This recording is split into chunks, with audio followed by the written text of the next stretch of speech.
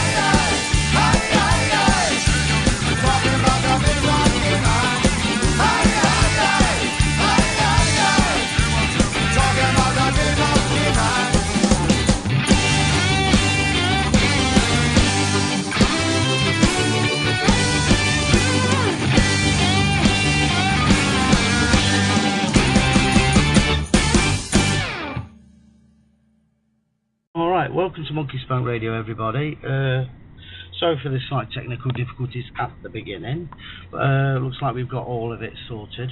So we should be expecting Animal phoning in about 6:15 Eastern. Kenny's going to call in when I give him the nod, so be looking forward to listening to Kenny again. I don't know if any of you guys heard him on the old show we used to do with Cody and the guys, but he gave us a great show that night. He brought Rico in, former WWE star, so that was awesome. So, yeah, this is the beginning of Monkey Spank Radio. I'm sorry, like I said, it started a bit shite, but there you go. Yeah, I was actually there for that show, and he just absolutely stole the show. And all the stars he's met, and hell, he probably only scratched the surface of what he could have talked about. Oh. The guy could do show after show after show with actually the stuff that he's actually done in wrestling and stuff like that. He's an amazing guy, really nice man and a legend. I just find it hard sometimes to understand why the WWE never picked him up. It's unreal. I know he's worked with the WWE for OVW and things like that, and he's actually discovered a lot of well-known talented wrestlers, I think John Cena being one of them. But he's sorry, carry on. I was going to say, well, his crack was when he was on, he said that if he had went up to WWE, he would have been the fattest guy in the company, and Paul Bearer didn't want that.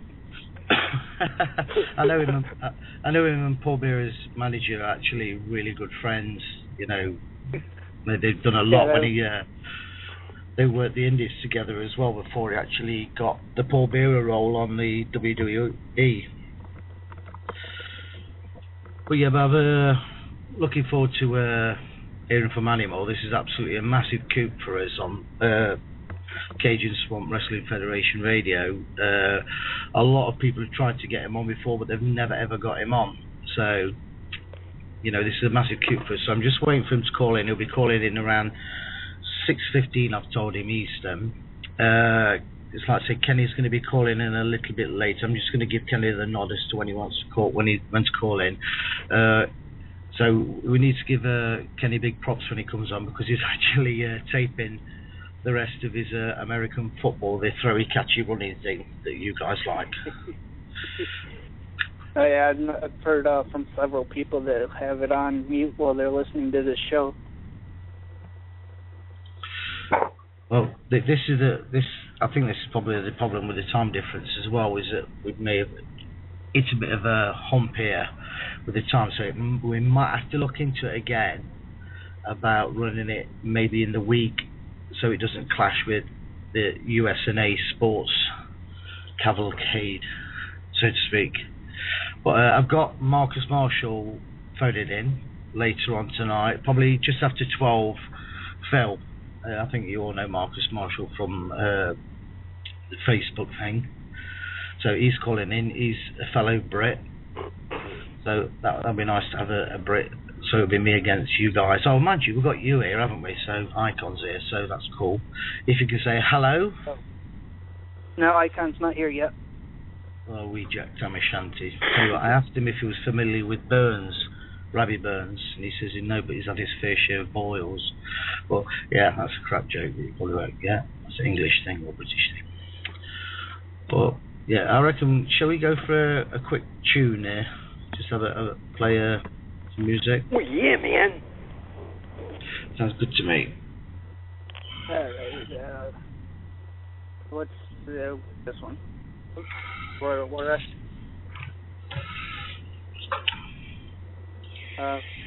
yeah. Hold on here. It's okay.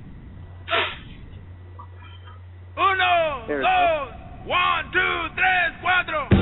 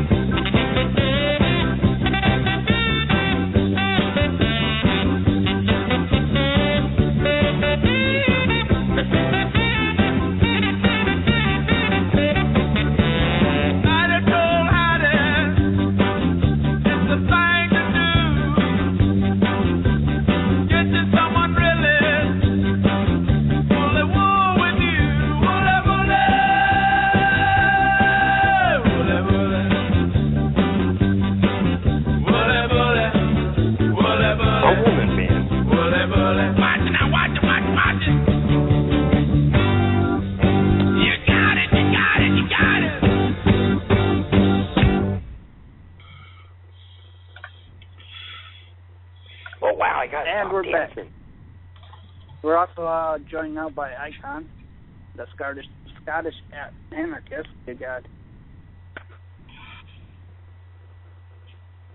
Yes, you have me. Yes. Where have I been hiding? Oh, hiding you. I reckon you've been in haunted houses again, haven't you? Yes. Have you been having the willies put up you again? No. Are you sure? I'm sure. I think I remember that.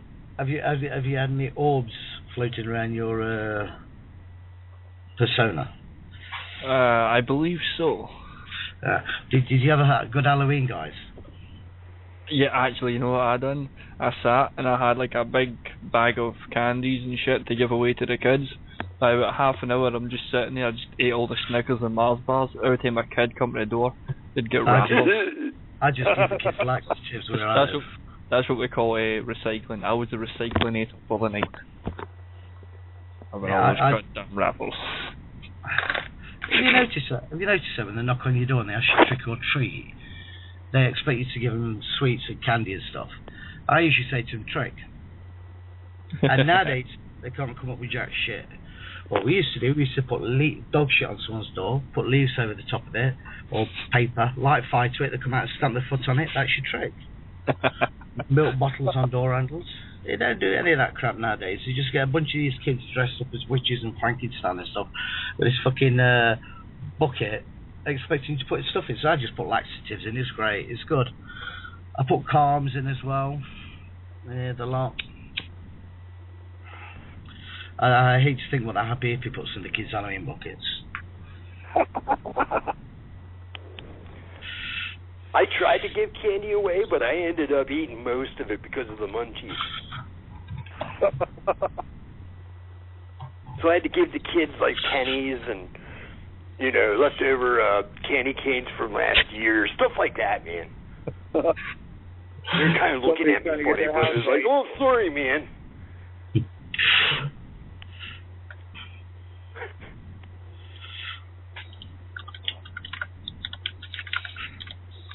Oh, I just had an idea. Rebs.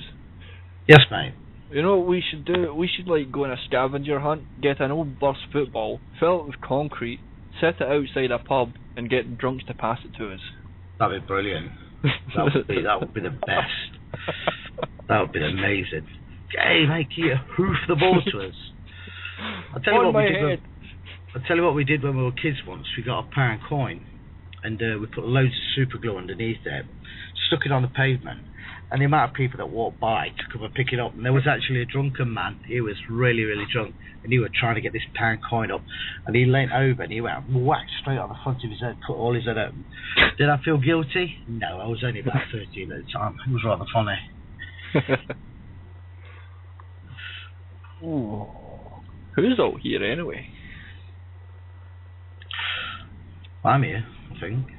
Like, oh, you should be here. It's your show. Yeah, I reckon so.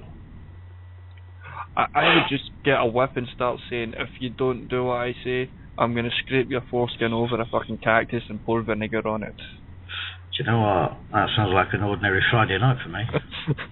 That sounds like a bummer, man. Do you know what a bummer is in Britain? That sounds like a bummer, but I mean, I don't know, that's just me, man. Yeah, but Iffy, do you know what a bummer is that we call a bummer in Britain? Oh, no, man. What is it in Britain, man? Let me know. Lay it on me. It's one of those gays. It's gays? Oh, bummers are gays? Yeah, so we call gay people bummers. So fags are bundles of sticks and bummers are gays. Wow. Fags, we call fags cigarettes. Well, fags can be cigarettes or bundles of sticks, right? Or something like that. Faggots is the half a meatball. I think we might have our guest on good check. Oh, yes, like a meatball. Yeah, we're giving all the Monkey Spank viewers English, American vocabulary check, which is interesting.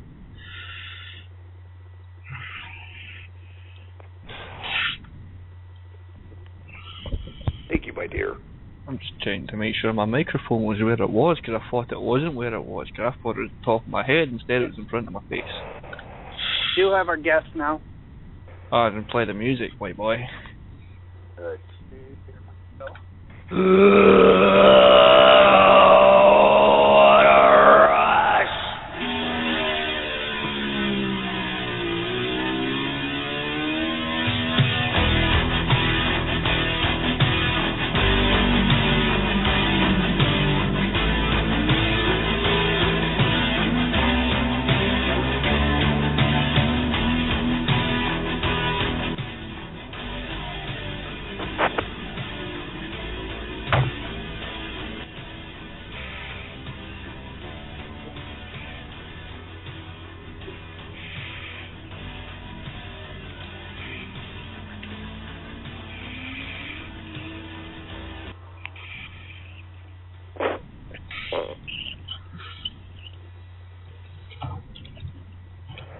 It's gotten very quiet all of a sudden.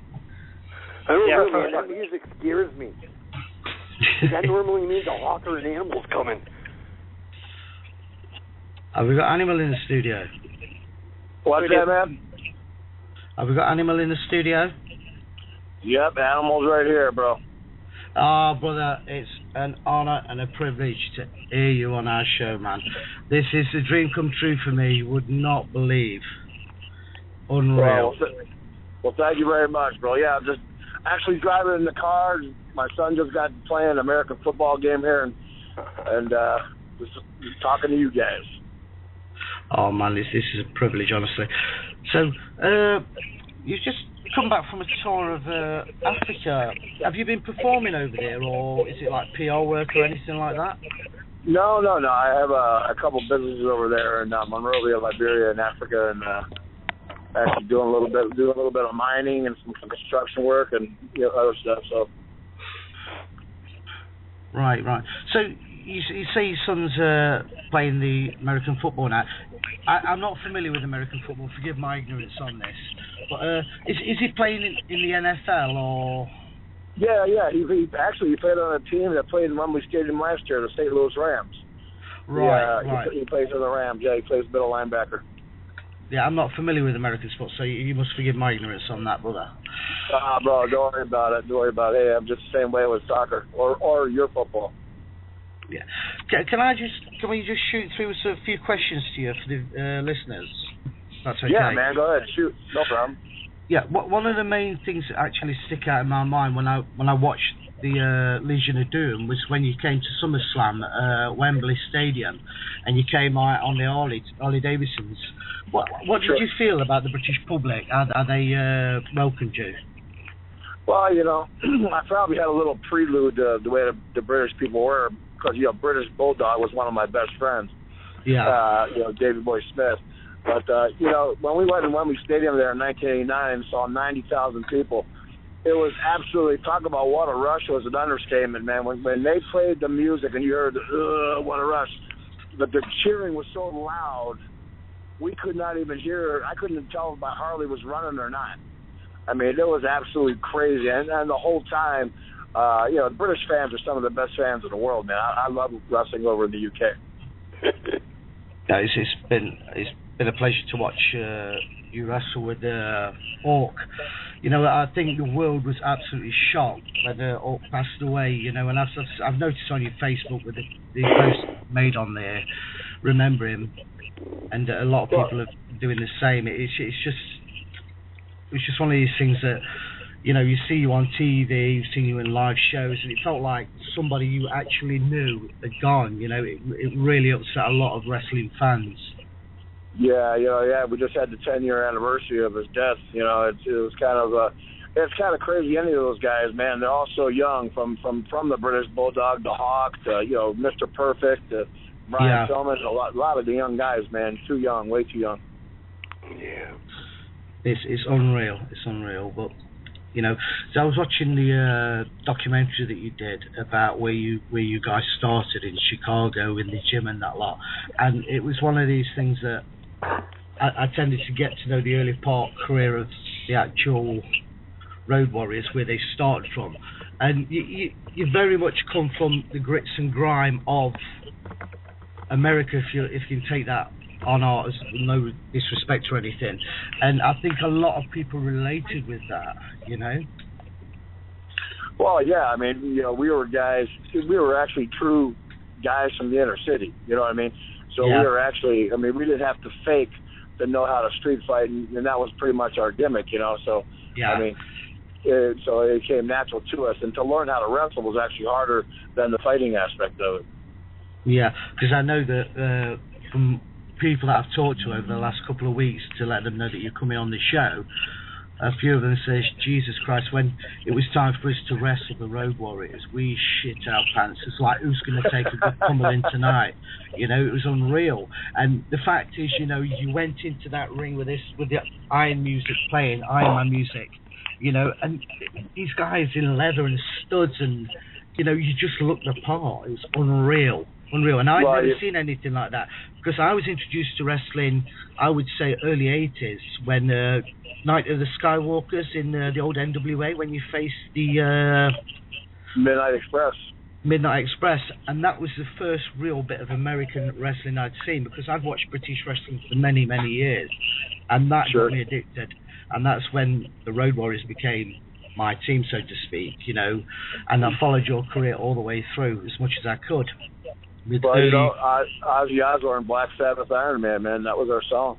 I know. I played it on this week on the on my Facebook link, so people could get with the radio show link to tune in. And you know, what are you actually involved in wrestling now still today? You know, I don't do too many things. I just, as a matter of fact, I just got called from the Comic-Con guys to come over to the UK. I may come over sometime in December to do Comic-Con. I don't know. Yeah, because we've got a few indie feds over in Britain. Obviously, there's not so many as there is in America, you know, and they're screaming out for American stars to come over, because I think it's due for a big push again in Britain. You know, I'd love to come back to the UK, man. The UK is great. I always had a blast over there. Does any of the guys want to ask Animal any questions? Can we call you Joe or Animal? Which one do you prefer? Animal's good, bro. I mean, I barely get called Joe anyway, so whatever you want. Yeah, I can believe that. Does any guys want to jump in and ask Animal any questions? Yeah, where did you get the idea for the gimmick for your name and such? Well, you know, remember when the first Road Warrior movie with Mel Gibson? Yeah. Yeah, that's kind of where we took an original step from, and you know, the haircuts came from that crazy guy that played the heel in the movie with the red mohawk. Yeah. So I mean, if you can imagine, we're sitting at the round table with the promoters, and Hawk says, "Hey, Animal, why don't you cut your hair in a mohawk, and I'll cut mine in a double mohawk, and it looked like we could plug our heads into each other."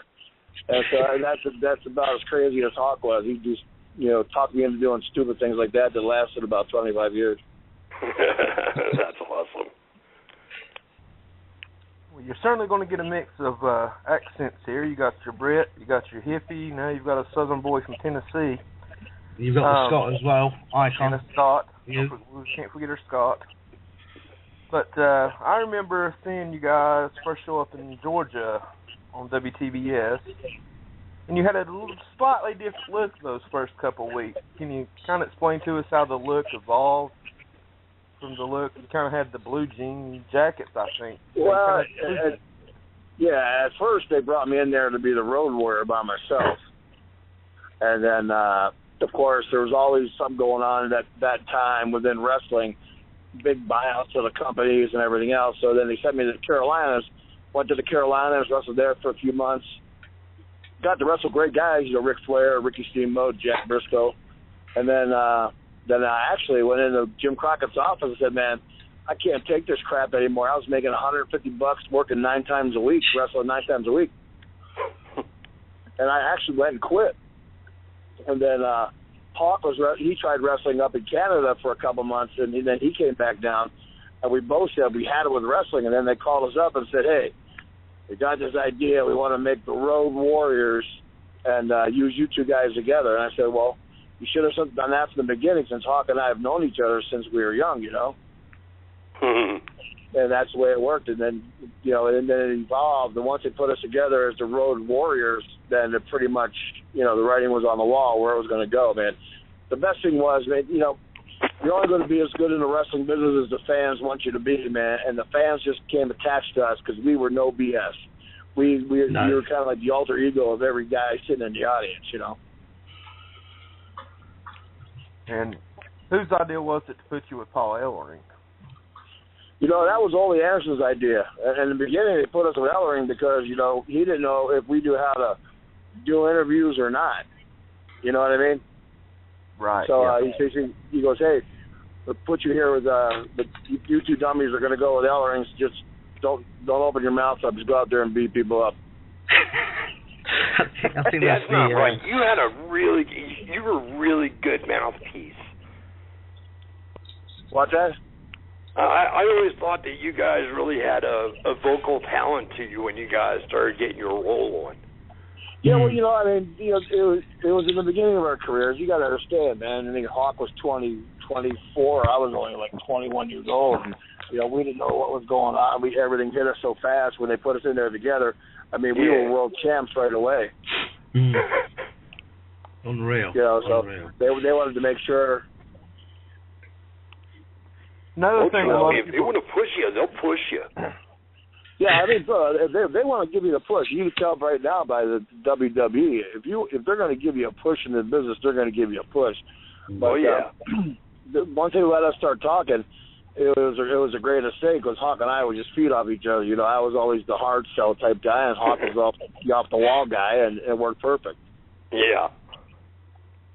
Another thing about the Georgia days and the name Legion of Doom, a lot of people don't realize the Legion of Doom name wasn't just to you and Hawk and Ellering. There was other guys in the Legion of Doom originally, correct? Yeah. We had Jake Roberts and then a guy named the Spoiler, a mask guy named the Spoiler. That's what I thought was so funny about it when we went up to WWE. He goes, "Well, I can't call you guys the Road Warriors because I have the Ultimate Warrior and I don't want to confuse the people." And so when we were wrestling, folks, I have people in the car here directing what to do, guys. So I'm sorry if I'm stuttering here a little bit. But we had more than two guys. It wasn't just Ellering and Hawk and I. There was a bunch of guys. But you know where we got that name from? We were in the Red Roof Inn one day watching TV, and all of a sudden the Super Friends cartoon came on. And the guy goes, "Meanwhile, back at the Legion of Doom," and Hawk heard that. We looked at each other, and we said, "We're taking that name." Guys, I'm just going to have to step out of the studio just for 5 minutes. We'll be straight back. Okay. Animal, I am a massive fan, and I watched your documentary a couple of days ago. Could you tell us some really good stories from Grandma B's? Well, Grandma B's was your typical inner city bar with had a mixture of not only inner city people, but then a lot of bikers came in there. And back when we were bouncing there, actually Hulk Hogan was wrestling Nick Bockwinkel for the AWA World Heavyweight Champion at the time. He used to play bass guitar with a bunch of this band called Fragile.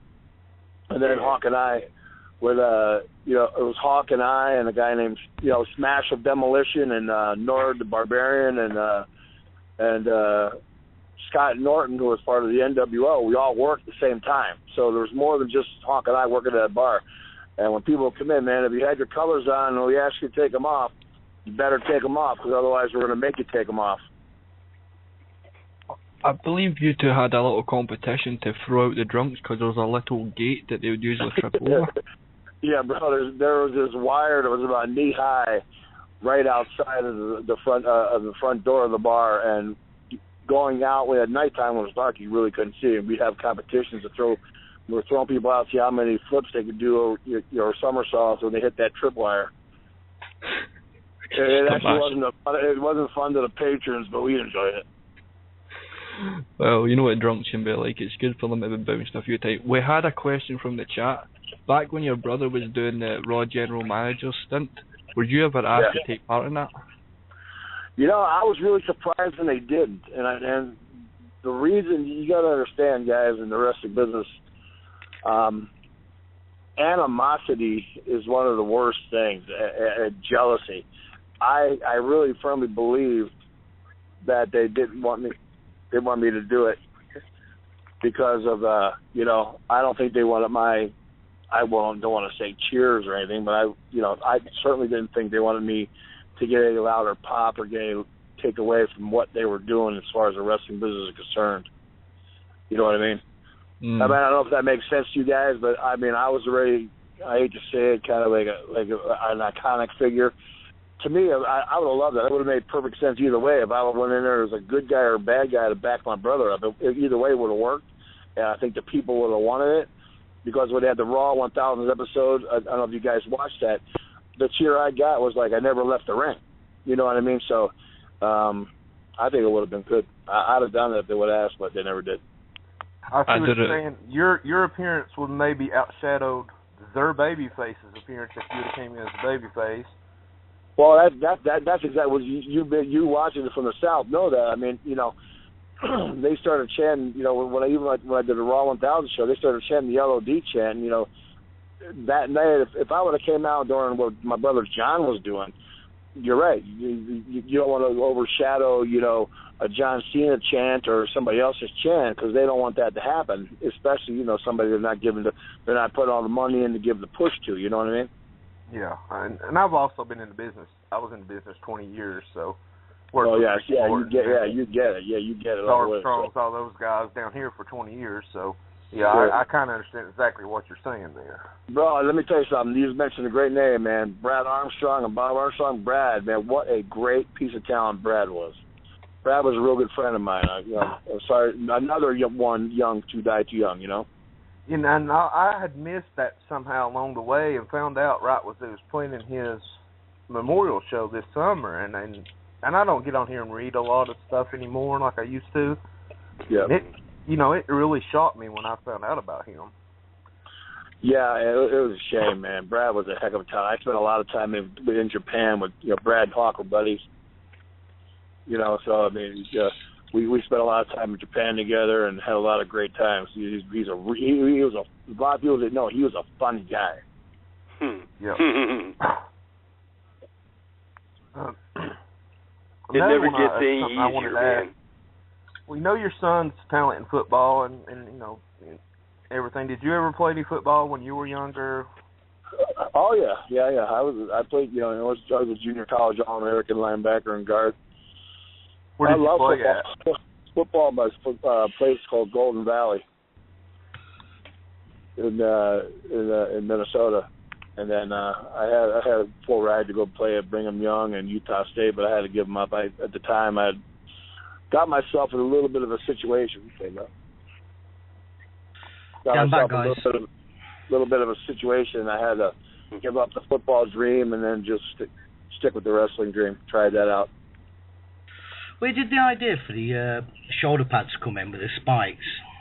They're obviously American football pads, aren't they? Yeah, I mean, the spikes. The spikes I did, actually, I made those things in my garage. Unreal. I actually made those things in my garage, and I had a friend of mine, Dan Johnson, who played with Dan Marino for the Miami Dolphins, so I had contacts right in the NFL.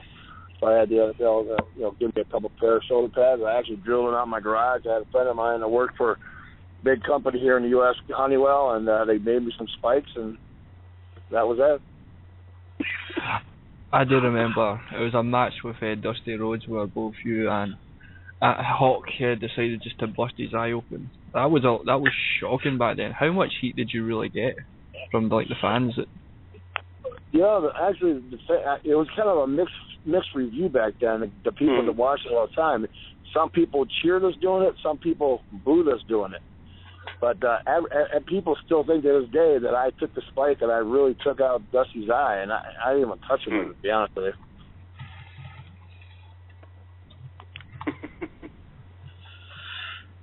But I guess that's the greatest form of flattery. If people think you do your job the right way, they think it really happened, so.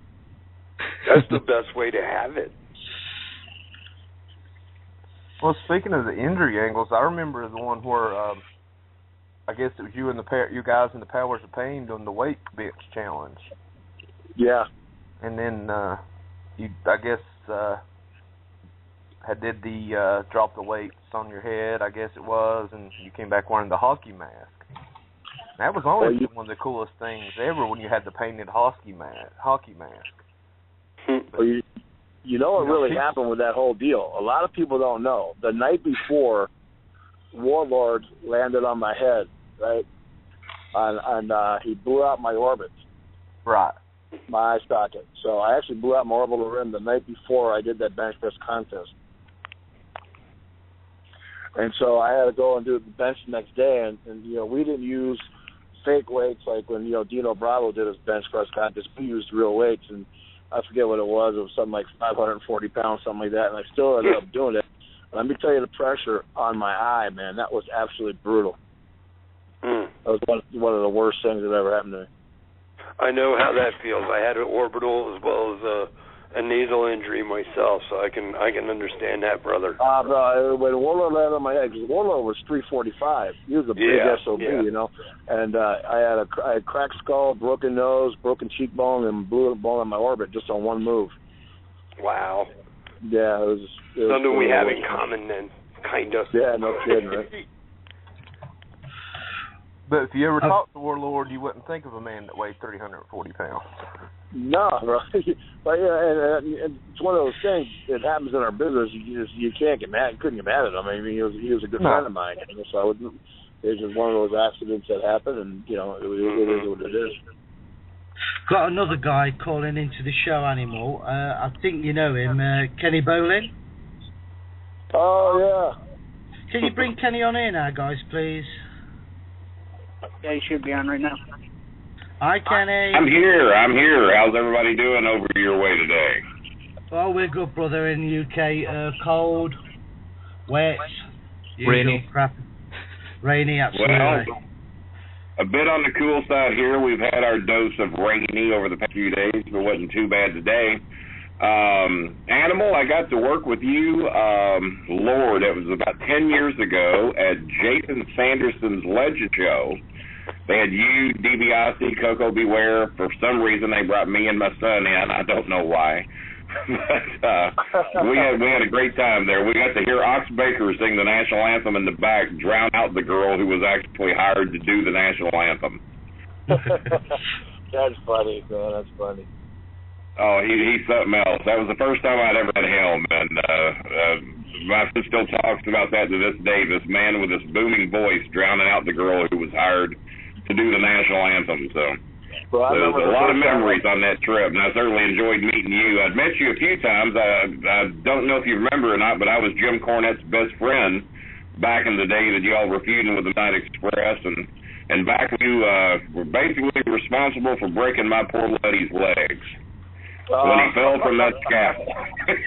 Yeah, I did, bro. I felt so bad when Cornette fell off that scaffold. Jimmy was so, as you know, he was so afraid of heights. And when he fell, man, he fell like a pack of turds, man. He fell so fast and hard. It was funny.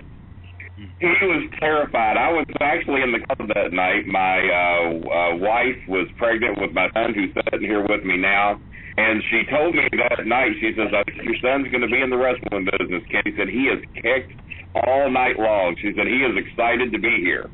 And so I guess that was my son's first wrestling event, was in his mother's belly at that particular show at Starkey. Gee, that's crazy, man. And look, this many years we blame for getting him involved. Yeah, I even ruined young souls before they were born. I'd never heard your story on the shoulder pads before. I got tuned in there just a few minutes before I called in, and I had not heard that story before. That's pretty cool. Yeah, I mean, you know, I kind of had the idea. Remember the guy from the Mad Max movie? He had the pair of like a half shoulder pads and half vest. So I had the idea for about 3 years. I had the idea before I did it, and then one day I told Hawk, I said, I'm going to make us something. You watch what I'm going to make, and I'm going to bring them to the next show. And I brought them, and we looked at them, we said, these things are freaking awesome, you know. So, and then it just worked. You know, I can hear him saying that right now. Yeah. I didn't get to see you on this, though. I don't know if you remember, but he came down and helped Cornette out at Smoky Mountain Wrestling for a while. He was down there the same time. That. He told me. Yeah, he told me. He was down there the same time that Terry Funk was there, and he was so kind and so sweet with everybody, and really did to help Cornette get that thing going.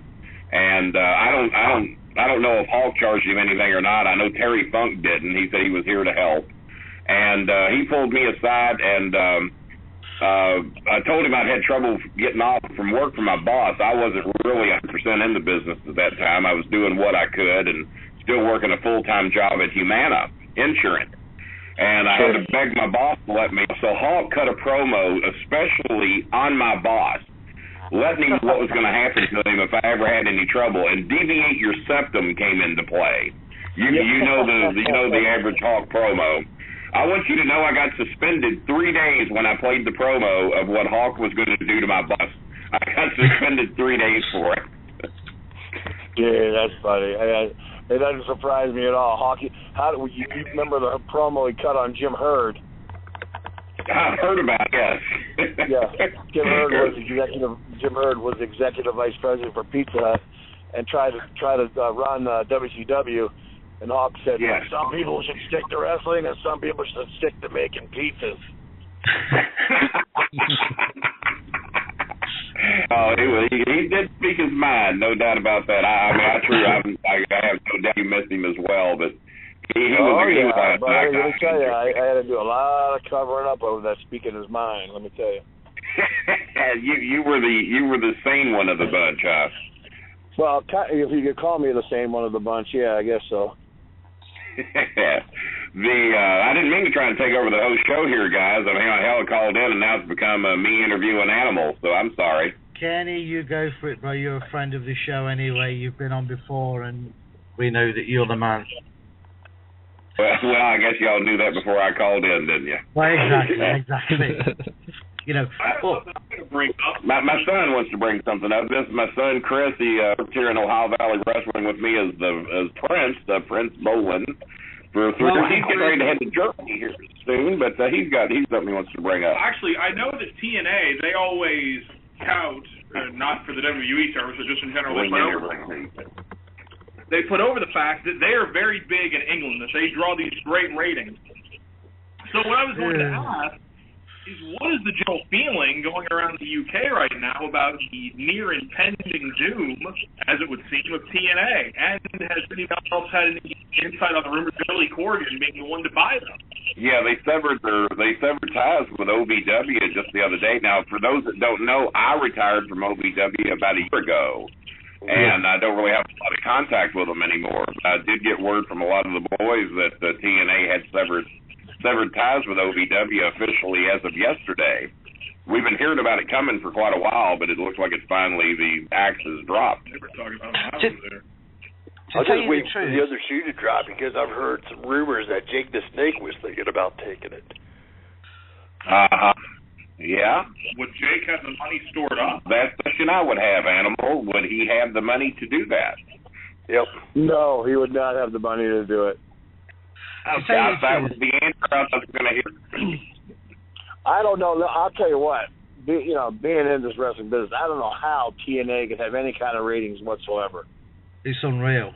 Over here, we're not massive TNA fans. We get it on one of the cable channels, and they do say that there's a massive fan base over here, but it's very much like the American public over here. We're not so much into TNA as we are into the WWE. But the simple fact is, I'm not slagging or putting TNA down, but their storylines are not so realistic as the WWE. That's talking from a British point of view, you know. Yeah. But I think our choice is probably more WWE. I'd love to see more indie on TV over here, indie wrestling, but we don't get that. Yeah, I think the thing with TNA is, and it's not no fault of the guys. I mean, talent's talent. You give talent a good storyline, talent's going to be able to perform. But you're right. I think that the storylines do make the difference, and I think that the fact of the matter is, I hate to say it, but TNA always will look to the guy. Now I'm talking the UK. Well, it's the same in the States. There will always appear to be the B team. Yeah. They're never going to be the A team. They're always going to be the B team. And when you look at all their top guys, I mean, when you compare them to the way the WWE is just a marketing genius. Like if you're going in the UK, you use guys that are, I mean, the promoters over there in the UK know how to, they're used to promoting rock concerts and music events, so they know how to promote the WWE in a positive way. TNA, I think they're missing it in the marketing aspect. That's where they lose the battle. Mm-hmm. Yeah. And Animal, I agree 100%. I've been saying that for a year now or more. We had Jesse Neal on a radio show who left TNA in the last 3 months or so, or whatever. We had him on the show. He said they would arrive in a town, there would be no ads in the paper, no billboards.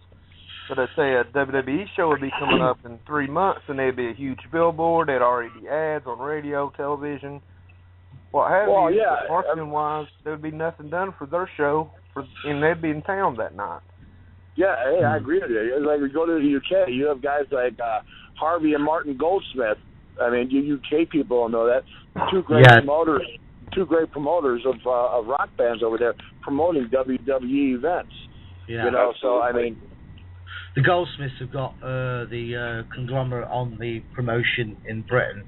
There's not so many people now actually can overtake the Goldsmith brothers. They're unreal. They're unreal. They have tabs on everything. Rolling Stones concerts, WWE, you name it. They're the number one. Well, yeah. They, if I'm not mistaken, I mean, I'm pretty good friends with Martin. Martin would. Yeah. They did the Freddie Mercury dedication concert there in Wembley Stadium, didn't they? Yeah. That wow, was unreal. that was huge. That I think that pulled a worldwide audience, one of the biggest worldwide audiences ever, and it was on cable TV shows in America, mainstream TV all over the world. It was one of the biggest live concerts ever to be upstreamed. I think it even was bigger than Live Aid that we had, the original Live Aid, and that was massive, as you know. Oh yeah, well, but that's what I'm saying. The WWE only associates themselves with those kind of promotion arms. You know what I'm saying? Vehicles, or if you will. Well, guys, I tell you what, I think a little bit more of my opinion of what I have to say now that I know that Animal pretty much agrees with me, because I did not know he had the same stance I had, but I also have said many times, because I've been affiliated with both companies over the past, I guess, 12 to 15 years, and it is like, you know, it's like working for the Cincinnati Reds, and all of a sudden you start working for the Chattanooga Lookout. You know, it's just two different, it's two different organizations. And I've also said, because I've been known to bash TNA on Facebook from time to time. I don't do a lot of Twitter, but Facebook, my opinion, is well known of what I thought's going on down there. And I said it while I worked with them. And the problem, it's not the boys. It's not their fault. They're only doing what they're told to do. But, you know, you only have so much control of what you can put on television. And it's not the boys' fault. There's plenty of talent there. My Lord, there's plenty of that, but then again, it is viewed as, and I think Animal may agree with me, as subsidiary, secondary, or rejected talent in the WWE, because who there, other than Sting, has not grasped out for the WWE money the first opportunity they get, including Hogan. I think Sting's worried about the way he's going to be portrayed in the WWE. I think what he said in interviews before, that's why he won't sign with WWE. But the simple fact is, I think he's one of these guys that doesn't like to be controlled. You know. Well, I don't know. I think right now, I think time has passed Sting by. Yes, I mean, yes, you're right. You know, Sting's 3 or 4 years older than I am. And there's no way, I think, that he'd be able to do that now at this point in time. And I don't know if it's about being controlled. And maybe it is. Yeah, you know, you're probably right. It is about being controlled. But the fact, you know, I don't know if Sting see, one thing with the WWE is you have to be able to do interviews and promos, and Sting doesn't have the strongest promo.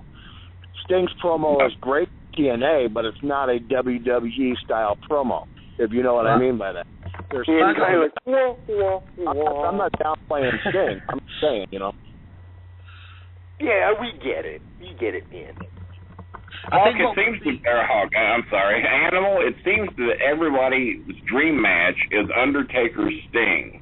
I've been a diehard wrestling fan since I was a kid. I grew up on the Sheik, the Legionnaires, the Valiant Brothers. That's kind of the era that I come from. And then, of course, we built the WWE Attitude Era.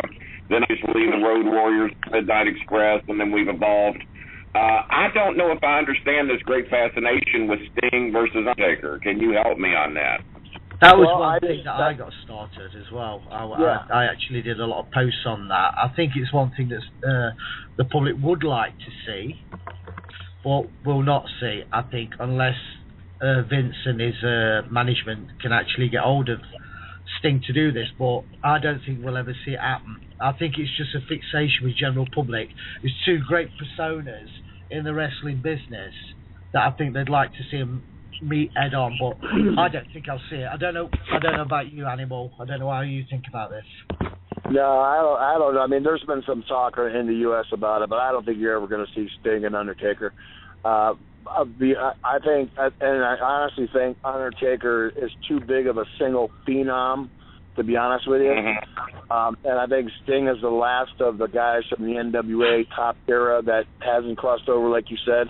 And it would be a great match to see from the last top guy from the NWA and the WWE Phenom, you know. But I don't know.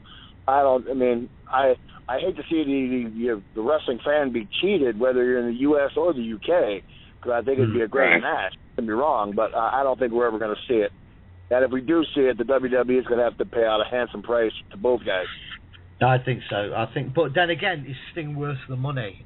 I'm not being disrespectful to the guy, but is he worth the money? No, you're right, man. Hey, I know firsthand when Sting got his first contract, it was my attorney that got him the contract. So believe me, I know he's all about the money. You have to tell me. Yeah, exactly. I'd be the only one that would work for free. I don't know anybody that'd get in that ring for free. Oh, that would be... Well, no, I don't get in the ring. I'm a wrestling manager. I'm the most trippiest, hippiest manager out there, man. I'm known as the happy hippie, and I got my little girl, Sweetleaf, that always travels around with me. He's really a wrestling manager, guys. He is a wrestling manager. Poor little girl. Amazing guy.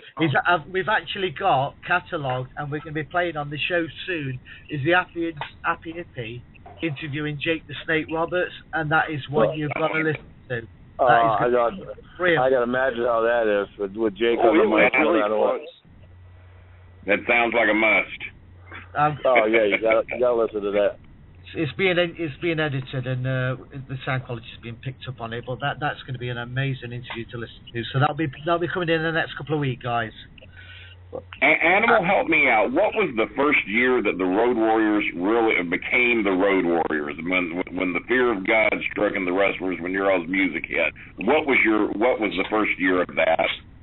I think it was 1983. 83. I remember Cornette, because Cornette kind of got mixed in with you guys pretty close to that same era of time, wasn't it? Wasn't around just a little bit later that he came from? That was about 86, yeah. Yes, and I remember him telling me, as his friend back then, like that I was barely even involved in the business at all then, and him telling me that, man, when that music hits and those two hit that ring, he says, it literally scares the shit out of me. He says, I said, why? He said, because them two play rough. Yeah, well, I tell you what. You and I both need a bath. Yeah, we did play a little rough out there in the ring, but you know what, though? I tell you what, we never hurt anybody, though. You know what I mean? Well, that's you hear about a lot of these guys that just intentionally try to fuck somebody up, and pardon my language, I'm trying to keep it clean on here tonight. Sorry about that. But you hear about this, and I had great respect for you guys because I knew for a fact that was never your all's intention. No, we never really did hurt anybody. I mean, we may have hurt one guy in 20 years of wrestling, you know, and that was by accident. Just some guy on TV that didn't know any better who would fall wrong or something, you know what I mean? Well, exactly.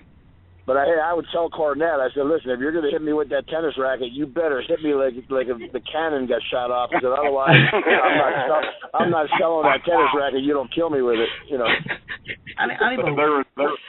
There would be more punishment for not hitting you hard than there would be hitting you too hard. Now, when I first got it, I had stolen Jimmy's racket gimmick from him. That was kind of my gimmick. Jimmy had passed down the racket me because Jimmy was more or less just doing commentary. He wasn't really managing at that time. So my story to the promoters is that Jimmy has passed the racket down to me. And I don't know if you know Dobert or not, but he told me the same thing. He says, Kenny, you hit me with everything you've got with that racket, or I will jump out this ring and beat the dog crap out of you. I said, don't worry, I'll give everything I got, Doug. So Doug got burst into the ropes. I was managing him. Then he got burst into the ropes. I blindly hit him, and I hit him with everything I had. He crumbled in that ring, went down, and screamed like a girl. And he said I got him at a spot in the rack that he had never been hit in before. And he gets back to the locker room and Kenny, I will never, ever tell you to hit me with all you've got again. He said, oh, my God. Now, I don't see Animal do it for Cornette, but Doug Gilbert did that for me. Yeah, I would drop down on my knees on that thing, though. I said, I told Jim, you hit me pretty hard with it. Do you remember when NWA, I believe it was, before it was WCW, took away Jimmy's right to hit anybody with the racket, and he had to like leave it laying in the ring and people fall in it? They wouldn't let him hit nobody with it. Yeah, guys, I know. Jimmy's such a character. Guys, have we got Joseph on the line? Have we got Joseph in the studio on the line ready to come on? Possibly. Let me screen this call and see if that is him. So, if you can do, I'd like you to meet Josef Von Schmidt, guys. Amazing indie wrestler. I did actually ask him to come on specially to meet you guys. So awesome. if you would like to have a chat with him, my son just got excited over here. He's very familiar with him. He follows him on Facebook. Top for this guy like crazy. Josef Von Schmidt is a big man. hold on a second, Jay. Joseph's on. Joseph, how are you, you? brother? Hi, brother. How you doing? I'm here, man. I'm here, bro. Good evening. Thank you for having me. It's a pleasure to be on with all you people. Hey, Joseph. Long time. Pleasure to have you on. It's a good thing that you brought me on right now because this is actually a very good subject I wanted to ask Mr. Bolin about and Animal. It's about, that hard-hitting, like not trying to injure anyone in the ring, but when you hit someone, I personally like to strike hard, but like William Regal always says, strike in safe places. But I find a lot of guys that I wrestle, they feel that I'm trying to mutilate them. Well, that's just it, man. It's a give and take in the wrestling business, and if people don't want to sell what you're giving it to them, then you just kind of have to make them sell a little bit. That was always Hawk and I's philosophy. And as long as you stayed away from the teeth and the nuts, you were pretty safe. Yeah, I would agree with that. Give me those two, you can have the rest. As long as you got your nuts and your teeth, you're cool, right? I mean, it's a wrestling business, but but that's the way we would look at it, and then we would really lay kicks in, and we would really lay forearms in, and you hit across the chest and back, you got to lay it in, because otherwise, people. That's one thing I think that the wrestling business has got away from. You can't assault the intelligence of the fan. The fan knows. The guy out in the audience knows because they practice what it feels like to chop a guy in the chest or hit a guy across the back. And people know if it hurts or not. So if you're throwing a pussy chop, people are going to know you're throwing a pussy chop. You got to lay it in. I don't do that stuff. Well, and then you both become pussies because you're a pussy because you threw a pussy chop, and then the guy that took it and sold it's a pussy for selling it. Now you bury both of them. Right? So not only do you hurt yourself by throwing it that way, you hurt the guy you're working with. So for your own good, at least one of you got to look good. So my advice is lay it in all the time. You can't lose. At least you're going to look good all the time. I can from when I was training. I was 6'3". When I was training, I was like 420, 440, somewhere in those ranges. And Animal, you know who I'm talking about probably, and I know Kenny probably does, but Mark Curtis, who was a referee. Oh, yeah. Yeah, I knew Mark very well. He trained with Cactus Jack and Shane Douglas, and then he became a referee. He was one of the guys helping train me. And if you know Mark, you know he's not the biggest guy in the world, or wasn't the biggest guy. No, he was not. And he's like getting on me, Brian, you got to lay the forearms in. You got to lay the forearms in. You're not going to hurt anyone. And I would. I don't think Mark ever weighed more than 135 pounds, did he? Yeah. I think I'm laying them in. He's like, no, like this, and he would hit me so hard it would cross my eyes. I can see him doing that. It would get me going, and I would lay them in on him. And Mark was convinced that he weighed 295 pounds and that he was a shooter. He was convinced of it. He was a shooter for sure. I mean, he could hurt somebody when he want. I mean, when the guy ran in on Macho Man and Hogan, he knocked the guy out pretty quick. He told me when he had weeks to live. He says, "Now, Kenny, follow me up or I'll shoot on you." And I'm like, "Good Lord, man! Man's got weeks to live, and he just told me he's gonna whip my ass."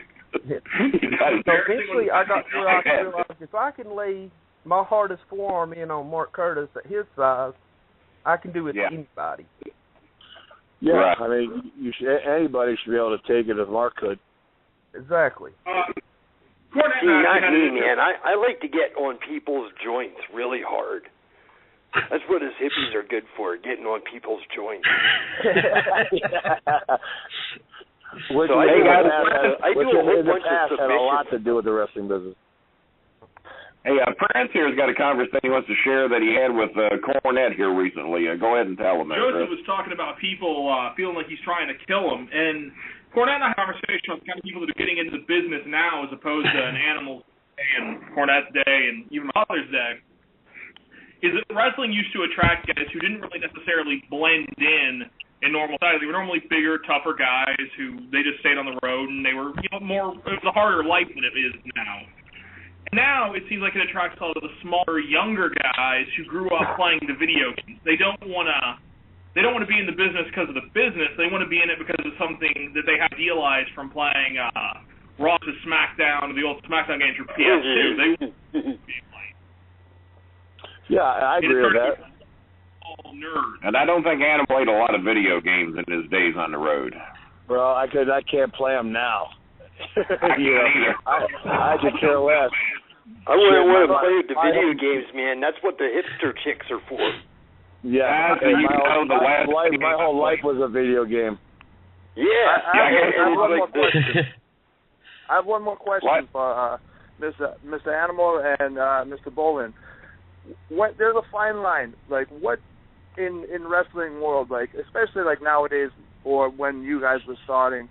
What's the fine line between getting exposure working in the business comparatively to starting to make money and getting money where you're not always working for free? Where, like, a lot of the independents now where I go is you have guys that are talented who are not getting any opportunities because you have these video game playing guys that are willing to work for free, and they've been doing it for 5, 7, 10 years. It's like, when do they draw that line? Hey, don't blame me, man. I do that kind of stuff. I do it for free. Because I do it for charity. I would be the guy who drops you on your head if I seen you. Oh, because I do that for charity? What's wrong with doing wrestling manager stuff for charity, man?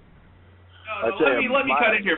I actually have a lot of experience with this. I was in OVW, a place that has paid no one since WE came in, and they don't like it when this is talked about, but I'm not there anymore, so I don't care. Those guys are working 3 to 5 nights a week for free, and when people come in who legitimately draw a house, and there's a lot of them who want paid, they tell them no thanks. The booking is done for free.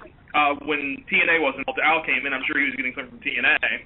But TNA's gone, I'm sure it'll go back to being a free job. And they wonder why they can't keep the doors open when they have guys who have the only motivation they have is to be able to put themselves over as pro wrestlers. And that's what these video game kids like to do. They like to be able to get on the internet, to go out to the bars and tell the girls, hey, I'm in the wrestling business. I'm a pro wrestler. You should pay attention to me. But they don't understand.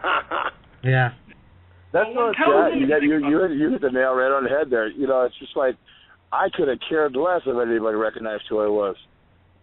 You know what I mean? When I was sure, there were times you didn't want people to know who you were.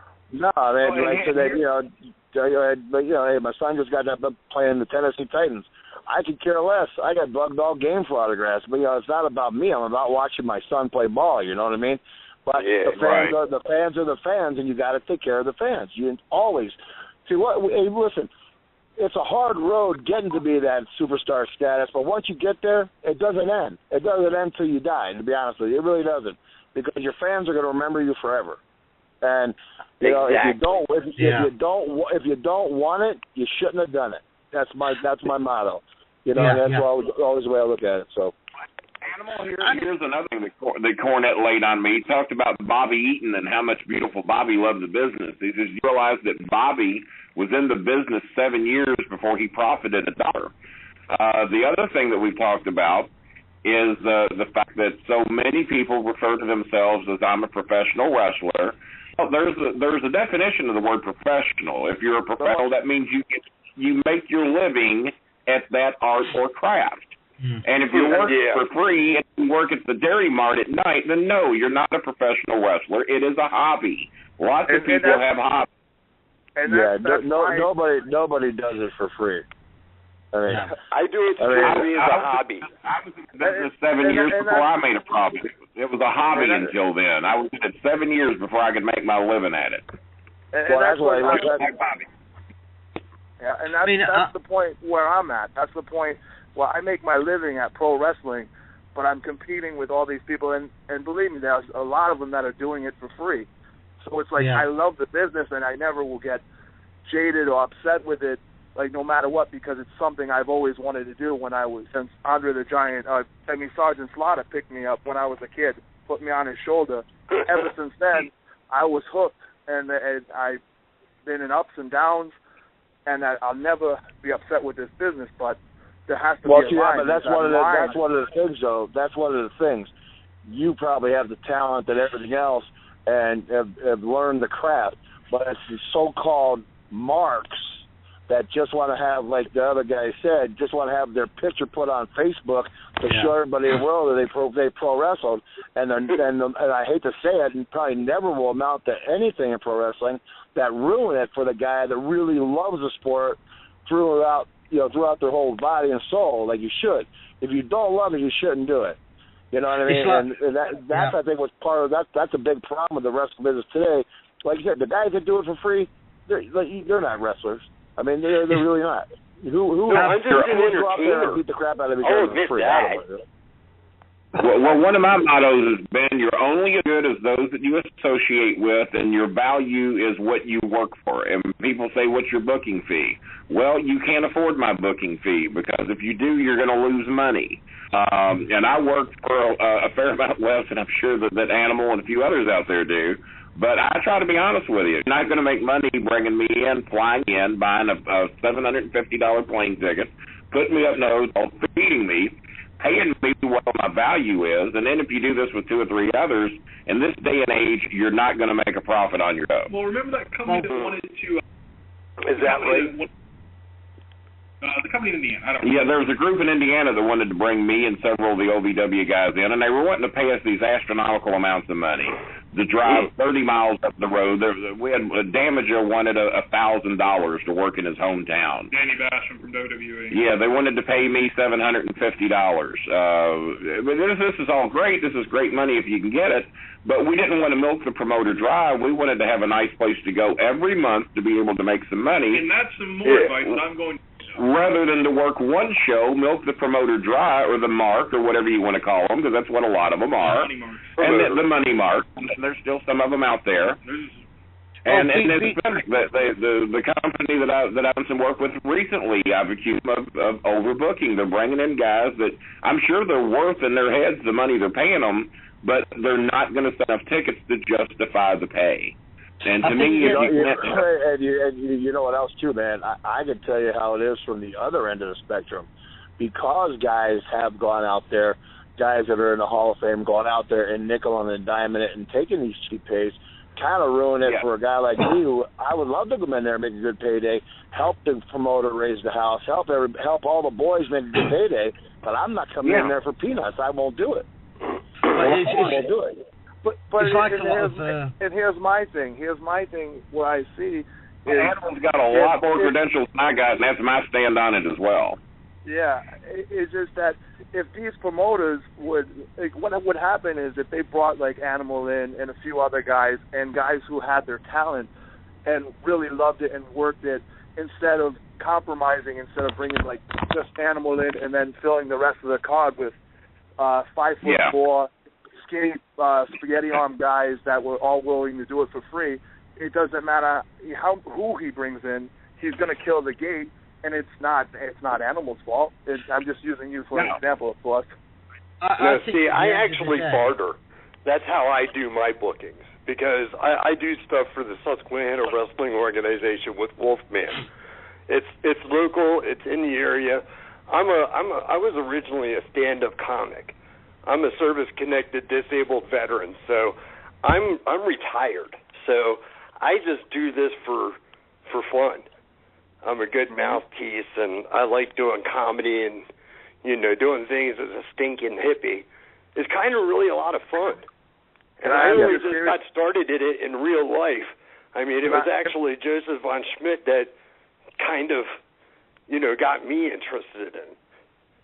I tell you what I do, guys. When I go out there, I like to go in there for a set fee. And what I like to tell the guy, I tell them, you keep all my Polaroid money, you keep all my 8x10 money. I said, I won't take a dime of it. I said, you split it between the rest of the guys and split it with the guys in the locker room. I tell all the promoters I go in and that I used to go out and do appearances for. You know, and heck, you sometimes you'll end up with $5-10 grand to split between the rest of the guys, which could be the whole day of the whole show. You know what I mean? If the promoter promotes it the right way. But sometimes it might be the biggest they ever get. Yeah, but you know the way it is. A lot of times the promoter won't do it because a lot of times they are marks or were marks at one time, and you know they don't do it the right way, and then everybody loses out. Yeah. Mm-hmm. Well, you mentioned Animal, here's something I want your opinion on. I've got 700 friend requests in reserve in my Facebook account, and 5,000 so-called fans and friends. Put yourself over. Because there's lots of us that have that. That ain't that big a deal. The ones that have the millions on Twitter are the ones you put over. But here's my question: out of that 5,000 and out of those 700 reserve, I was going through and purposefully looked at everyone in it. I bet you, Animal, that over 2,500 of them are dressed as a wrestler, putting themselves over as a wrestler. Yeah, Are there 2,500 people making a living in the wrestling business? Hell no. No, hell no. No way. Yeah, I'm the same way. I got the one Facebook deal for my book. I got 2 other ones for my personal. I don't know. I must have about 30,000 friends. Half of them put pictures on there. They wrestled, and I get 50,000 friend requests every day. I can't even keep up with it. To be honest with you, I'm about ready to take myself off Facebook. Yeah. Now you need somebody to moderate your fan page. You should make a fan page and then set somebody that you trust as an admin to run your fan page. That's normally what I do. That's what Sheiky does, doesn't he? Iron Sheik, he's done that. He's not actually on Facebook anymore. He's got like a fan page. Sheik is great, man. Sheik was one of the guys who was with Hawk. I love Sheiky. He was one of the guys who was with Hawk and I right in the first days of World Championship Wrestling. He would ride with Ellering Hawk and I. Let me tell you about a character, the Sheik. Oh, my God. Iron Sheik, I want Iron Sheik on this show. I love the guy. He is amazing. He's just worth it. Something, Animal, you brought up there, or I think it was Animal, about guys, the Hall of Fame guys, the older guys, Nickel and Diamond, the promoters, you know, some of them working for less and all that. Some of the guys in the East Tennessee, Southeast, some of them will come in, if it's within their hometown, you know, they'll come in a lot less because they come in every week, and then, like, say, if they get called to go out to Arkansas or Florida or, you know, up in the Northeast or wherever, they will raise their price. I mean, do you have a problem with them doing it that way or just in general? No, man. Listen, we all got friends in this business. If you're coming into a place that's your hometown, you got a buddy that's running it, you want to come in there, heck, I'll do the same thing. I'll lower my price in half and go in there for somebody. Or maybe if I got time to kill, I'll stop by and say hello to everybody and sign some autographs or something, you know, announce a match or something. But otherwise, you know, I don't have any problem with that. I mean, you know, you listen, you got to give back to this business. I'm talking about, you know, it's equally the promoter's fault as it is the guy's fault for taking less, because literally, if a guy's in the Hall of Fame, he deserves a decent payday because he's paid his dues of 20 or 30 years in the wrestling business. Some guys more, and he deserves the payday because without guys doing that, like the guys that did it before me, if I didn't have the guys paving the road before me, like the Briscoes, like the Funks, like those guys, I would have never become Road Warrior Animal. You know what I mean? So those guys deserve just as big as payday. That's my view. There's always somebody before you. There's always somebody that's been there, done that in this wrestling business. I mean, everybody made a big deal about it because, you know, one thing Hawk and I did a lot different than people were the press slams. But a power slam really said, oh, wow, power slam. The same Buzz Sawyer was doing that power slam 5 years before I even did it. You know, I mean, all the moves have been done in the wrestling business. It's just that whoever does them to impress the people and whoever the people like, and that's what the way the wrestling business is. Yeah, well, to talk about how much the business has changed, Animal, I remember me and Cornette as kids watching it on television on our black and white 25-inch console, and we looked at each other one day and said, "Man, wouldn't it be something somebody once gave a suplex off the middle rope?" Wouldn't that be something? Right. Then Jimmy said, God, what if they ever went to the top rope? And now, when's the last show you saw that they didn't do a suplex off the rope? Yeah, I mean, and what about now off the top of the cage? Where do you go from that except putting a bullet between the guy's eyes? I mean, if a guy suplexes off the top of the cage, you should not get up, and then that's where they kill the business because guys get up from that. There's no conceivable way in the world you should get up from that, you know. Well, no, you shouldn't, and nothing more than to see 9 finishes, and especially when it's somebody like you or one of the dominant writers in the business.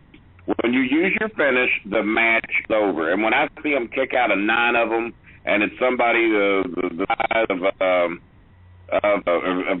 Mr. Curtis, that bothers me. That bothers me. That's like That's more the video game mentality. Did we lose the signal? We still got you guys. Still here. Yeah, we're still here. You guys. I got a question for Animal, but just for my own personal interest. Go ahead, Prince. Who did you think was the best road warrior between Saki and Heidenreich?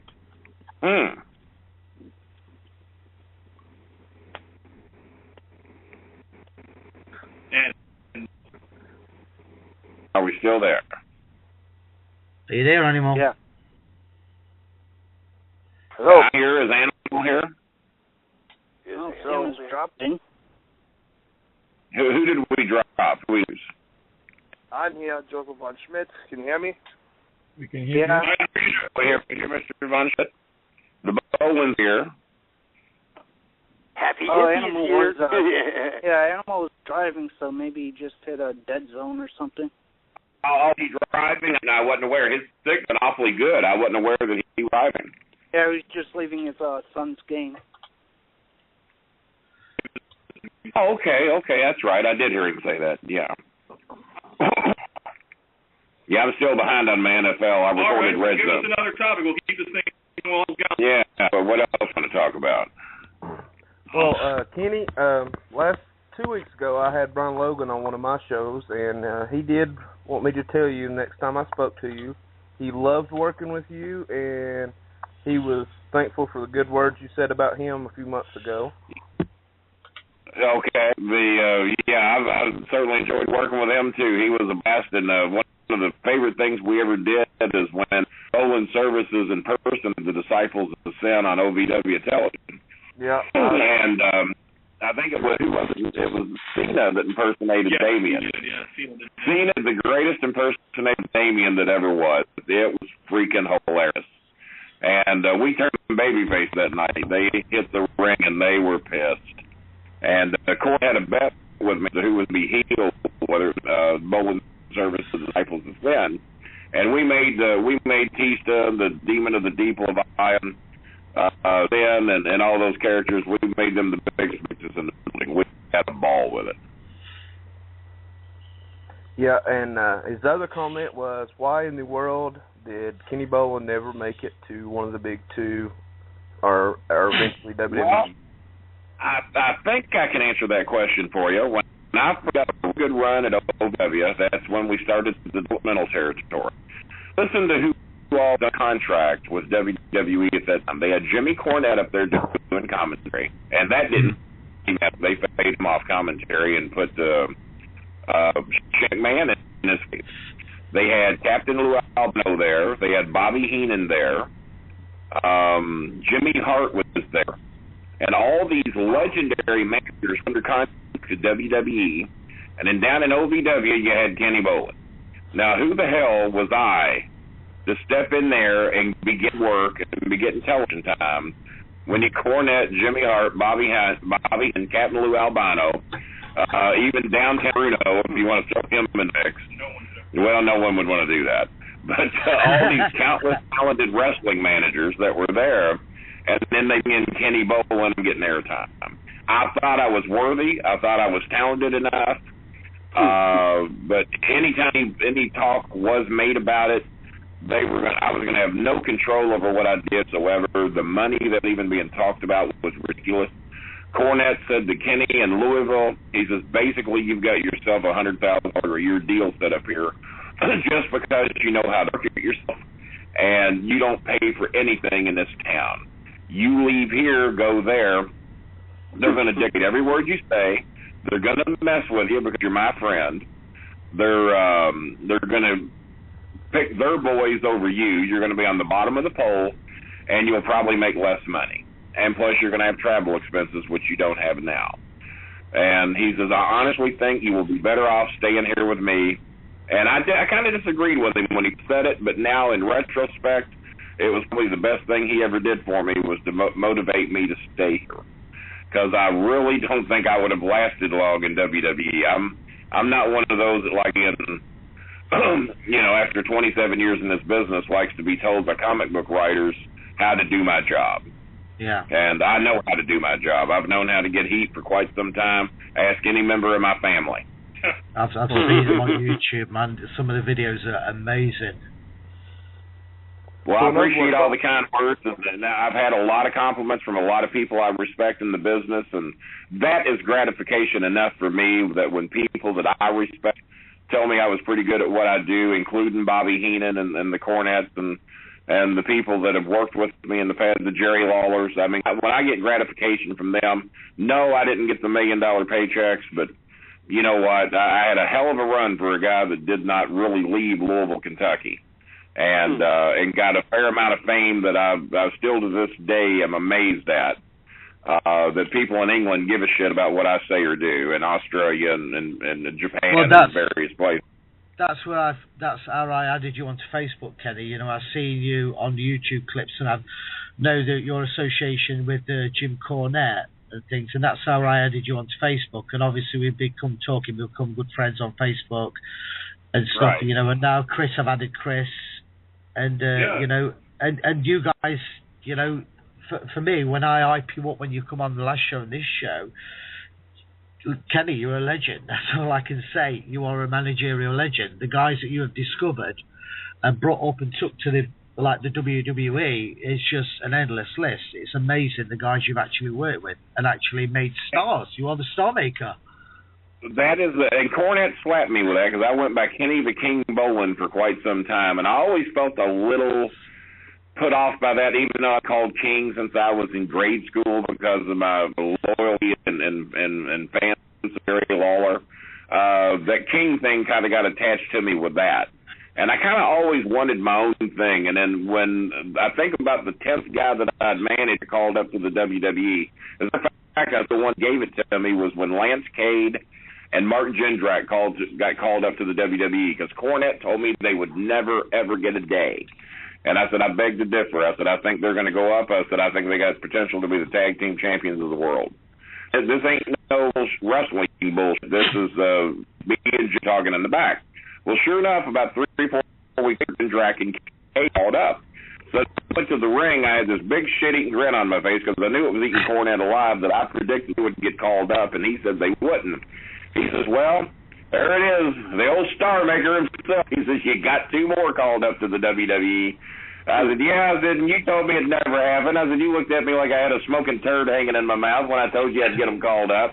And Jimmy lost it on camera. He started laughing on television when I said he looked like I had a smoking turd hanging in my mouth. He about died. But that was what gave me the name STARMAKER, Cade and Jindrak, when they got called up. And I liked it, and I kind of went with that, even though a lot of people still call me King, and I appreciate that. Because I take that in honor of Jerry Lawler, because if it weren't him, I wouldn't be in the business. He motivated me to get in. And but the STARMAKER thing, Jimmy slapped them. I really liked it, and I've kind of ridden that ever since. Yeah, I mean, I guess now hearing your side of it, it to me sounds like you actually, even if the money was less, I mean, what you were making there, it was nothing to sneeze at by any means. It wasn't, to make this clear, it wasn't actually $100 a year, but when you added up the free cars, the almost free place to live, free food, my son will tell you, I bet we didn't reach our pocket pay for a meal in this town probably 15 years. Yeah, you're counting what you were saving by being who you were. I get that, and plus you wasn't having any travel expenses on the road, which is a bit. I'm like you. I count what I save in on what I make. Yeah. So, yeah, I'm just saying by what you were saving and not spending, you probably had a better situation there in the long run.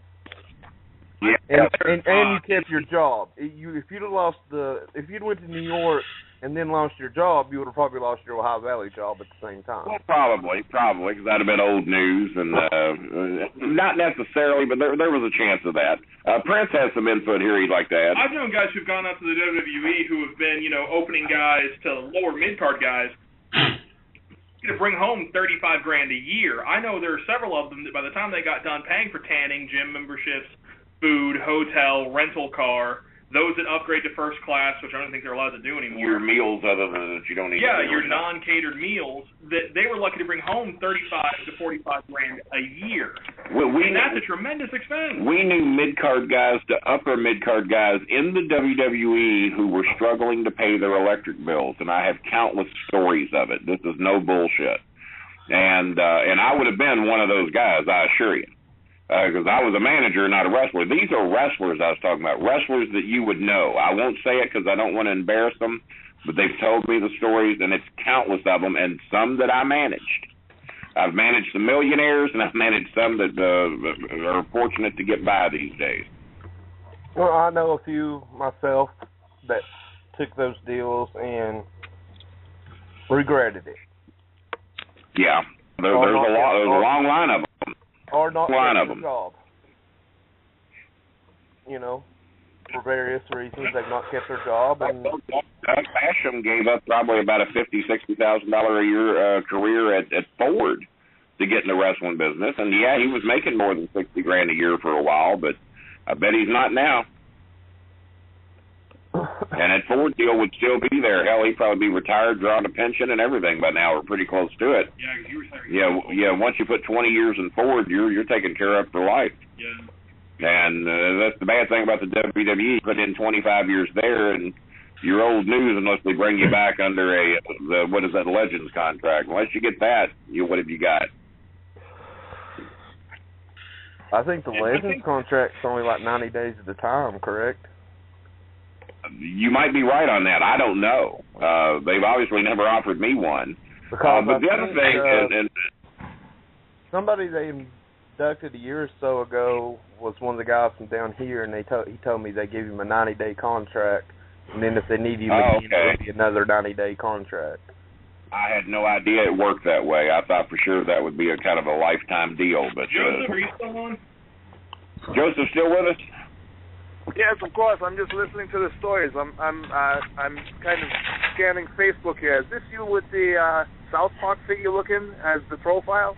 That's me. That's me. I'm leaving you a message right now. I just got a message from Animal. He's just apologised to you guys. He says he got disconnected. Obviously, he was driving. He tried to call back in. I don't know whether he's going to try again. So expect a call, please, guys. Well, I certainly enjoyed talking with him. He's been a lot of fun.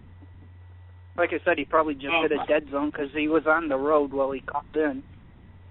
Yeah. My question for Joseph, though, because he does a lot of indies, and I've done, and I was with an indie here, it seems to me that the emphasis has been taken off of heat.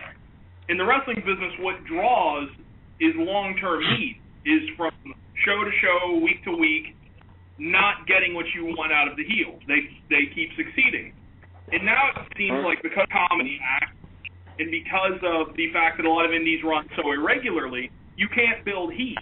And so there's no more true heels. There's no more true... I know with your character, you are a fairly villainous guy. And there's not a television market in all of these places to build that heat with. OVW was fortunate to at least have that. But they still tried to de-emphasize heat. They do. Conversations about how we were being too big a heel. You're right. Autograph. But here's one of the things that for me, like, this is the whole basis of me. I always, like, I looked at the good guys when I was growing up, Sergeant Slaughter, Hulk Hogan, and then I looked at the bad guys when I was growing up, Iron Sheik, Nikolai Volkov. So when I became It took 8 years for me to really discover who my character was, and not until Sabu and John Cena Sr. they helped me develop Josef Von Schmidt. And then once I developed it, I knew I had to cross certain lines. So when I crossed the lines of the first thing I did when I came into an armory, I had the U.S. flag. I had them thumbtacked to the bottom of my shoes. So I walked in on the flags, and people took the pictures and were like, I can't believe it, how dare this, and it spread like wildfire. And then another one, I had 4 children. They came to me, and I was standing in a room at a show, and they all come and do the Sieg Heil salute, and someone snapped a picture, and they put that on the internet. So from there, that built all the heat I needed. Yeah. And then I just went and escalated right off of that. You know? I remember when I first found out about you, I was hoping that you come here because of your character. I knew that you would be a good heat guy. And it's very hard to convince the people down here that that's acceptable. This is a Memphis territory. Everything here was decided by heat. There were riots in the Louisville Gardens. Yeah, I do remember him from years ago on Facebook. Yeah. He's been on for quite some. Yeah, I do remember you very well. Joseph's post because they popped the shit out of it. I remember showing my son your profile, and he had a fit. Yeah. He freaking loved it. I do recall that. I legitimately was hoping to God that you would show up here when we heard about the TNA. I didn't realize he was the same guy. Yeah, yes, absolutely. Yeah. I do remember that. And I genuinely was hoping that you would show up here because of the TNA deal, because you would get it. Yeah. But there's so many people here, and it goes back to this mark mentality of video game guys. We'll have top heels going out into the parking lot, talk to fans, right? They just did some horrible dastardly deed that they should sign autographs and sell them to get to the next show. Can we just bring Animal back in? He's back on here again, guys.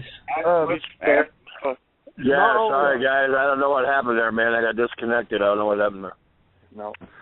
Yeah, and just to talk about right quick. Can I make a point? When I started in the 90s please. in the Southeast, in Tennessee, Tennessee, Georgia, the Carolinas, we still had the Southern style. We still went out there and tried to draw heat from the crowd. As the late 2000s rolled around, all of a sudden the Northeast style was in down here, and it was all about the moves. It was out who could outmove who. There was no heat. The heels didn't try to get heat from the crowd. Yeah, but I've been on shows where there's all those kind of Ring of Honor style matches where everyone tries to do 5,000 moves in the first 3 minutes, and then you put someone that has a psychology base on, and the crowd is just enamored. That always wins. It always has. All about psychology. I'll tell you what, guys. I'll give you my opinion on that stuff. Until the wrestling business goes back to that. The first match does not do any move that the semi-main event or the main event does. It's never going to recover the way it should. Listen, the wrestling business, there's enough great talent out there. You can have independents galore. You can go back to having 10 major companies in the U.S. if you wanted to.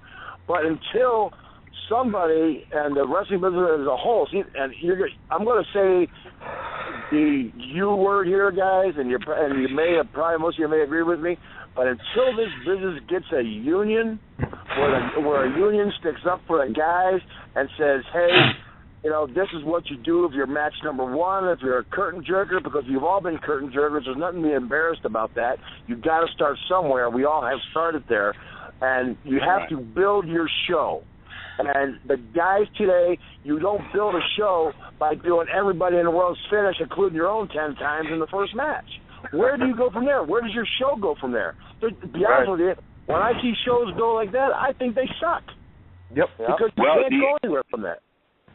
Animal, are you familiar with Johnny Nitro? Was here in OVW. What was his real name, Chris? John Hennigan. He was from Tough Enough. He was Johnny Nitro and John Morrison in WWE. John Morrison. You remember him? Johnny Morrison was a great kid. I wrestled with he and Joey Matthews when they were M&M. Absolutely. Yeah. Okay. Well, just before the M&M days here at OVW, Nitro he could do shit in the ring that nobody could dream of doing, and he wanted to show everybody he could.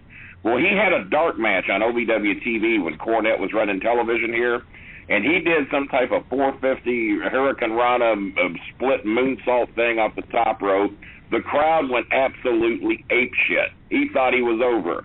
He gets to the back, and Cornette ripped him till he cried tears because he says, now what is the rest of the card going to do? You've done that in a dark match.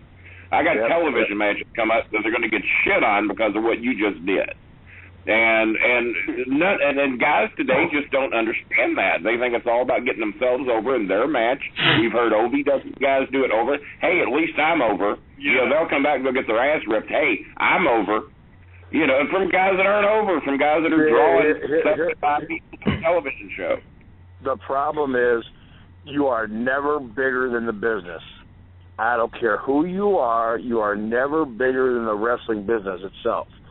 And when the guys start believing in themselves that they're bigger than the wrestling business, you may as well quit. Because it's just like the old saying in the wrestling business: once you think you've learned everything, you're done. You're done. What else can you learn? And can we just bring a? Sorry, can we just? Animal, I'm 50. Carry on. Well, sure. Well, let me get this last thing out here. I'm 53 years old. I've been in business 27 years. Around it for Lord 37 years. When I thought I was in it, and you still, man, you learn something every day, every week. I mean, you never quit learning in this business, and people just don't realize that. They think they know everything, and I'll be the first to tell you I don't. I learn something every day. And I've been retired for a year. And I'm right there with you. You and I are the exact same age. And that's one reason why I keep myself in good shape. I could still wrestle today if I want to wrestle. I just don't do it for the exact reasons we're talking about right now, is because guys think that they're above the business, and I'll go to a house show, whether it's a spot show or an independent or even WWE, you could say, you see everything in the world in the first 2 seconds of the match. Where do you go? And I hate to sound like an old-timer here, but it's the way I was taught and the way this wrestling business has been brought up. But listen, 22 years ago, it didn't matter if you were in Japan, Mexico City, the UK, because I knew a lot of great guys that were the old-timers from the UK, like Wes Thatcher, and I knew Mil Mascaras back then, Giant Baba from Japan. And all the matches were the same. The first match set the tone, second match was a little harder, third match got a little bit more violent. Then you got your semi-main events and your main events, and then the show just went built up, boom, to a climax. Now the climax happens in the beginning. How do you keep a climax going for 3 hours? That's why Raw bores me to death. You got 3 hours of the same crap. I can't watch it. I don't know how they think they can get by with doing 3 hours on that show. Even 2 hours of TNA is a push. But I was raised up with the Jerry Lawler mentality of Southern wrestling shows. I don't know how many Memphis shows you guys worked. I know you did some, and how much you worked with Jarrett and Lawler. But that's pretty much the philosophy. And what it was, man, the bottom line was you bought a ticket to see somebody kick somebody's ass. And when that didn't happen, you would buy a ticket to go back the next week to see somebody kick somebody's ass. And the thing was is that Jerry Lawler always got the upper hand until finally the babyface 6 weeks later miraculously got a win on Jerry Lawler when he was a heel. And I know it's going back ways, and not a lot of people probably remember that. But your listeners out there, go back and Google Memphis wrestling. Go back and Google some of the matches where Hawk and I wrestled Jerry Lawler and Austin Idol. Okay, Austin Idol was the big thing back then. And then Jerry Lawler, he is just, fresh off the Andy Kaufman thing with Johnny Carson or whatever it was. And you had Hawk and I coming down. You had Hawk and I coming down the ring. Memphis was so far ahead of its time. That was the first time we used music and strobe lights going to the ring. Hawk and I looked like a couple of giant gargoyles coming to the ring. And Jerry Lawler is one of the smartest guys. Jerry Lawler is one of the smartest guys I know. Jerry Lawler was the first guy gave Hawk the power driver and told Hawk, don't sell it. When Hawk did not sell that power driver, bro. He did it like 3 in a row. Animal, I remember that like it happened yesterday. He was the first one I ever saw not sell it. And even I, thinking I know about the business, popped like a mofo. It was unreal. And he did not sell that pile driver. And the look on Lawler's face, like he just tried to pile drive the mummy or something. And we were at the point in time in the business, if they would have told us, hey, sell it like you're dying, we would have sold it like we were dying. But Jerry's idea says, don't sell it. And Hawk got up, and and Hawk in his own way, with the traps coming out of his ears, starts slapping himself in the head, silly. That was Hawk. That was one of Hawk's promos. Hawk would say, he goes, "Hell, I can hit myself harder than you can hit me." Can I just say welcome to Fantasia, lady wrestler, just coming on here now, guys. I think she's got a few things to say as well. Hi, Fantasia. Hey there. Hey guys, how are y'all doing? Good. How you doing? Good. Hey, I just wanted to call in. I've been listening to everything you've been saying, and just sitting there listening to what you all just recently said about, until this business gets back to point A, becoming a union. I about jumped up out of my chair and ran across the room just screaming, yes, yes, yes, because I share the same views that you do. And, being a woman in the business, as tough as it is, and 21 years is still going, I totally agree and so much respect you guys and appreciate what you are saying and getting the word out there that needs to be heard by so many in this business. And I just wanted to call in to say I'm listening, I'm hearing you, and I just want to thank you for reaching out to the other individuals in this business, because we do need to make a change. I agree with your comment 100%, man. I've been saying that for years, and good friends of mine like Jesse Ventura and Roddy Piper mentioned the word union years ago, and they kind of got blackballed a little bit. And nobody gets hosed or screwed over more than the women in the wrestling business. I'll tell you that right now. Because I know some of the girls work their rear ends off, and they don't get paid as well as they should, and they basically get treated like the lower end of our wrestling business, and that's not always true, and that's not the way it is. Because the fans come to watch. Today they call them divas or whatever you want to call them, but they're performers, and they perform just as hard as the guys do. And personally, I think the union would be the best thing to happen, so everybody gets an equal pay scale, equal job title, everything else, and so it evens out a little bit. That's just my own opinion. My opinion on that is that it's very hard to do that when you have so many guys who are begging and pleading and will do anything for free to be in this business.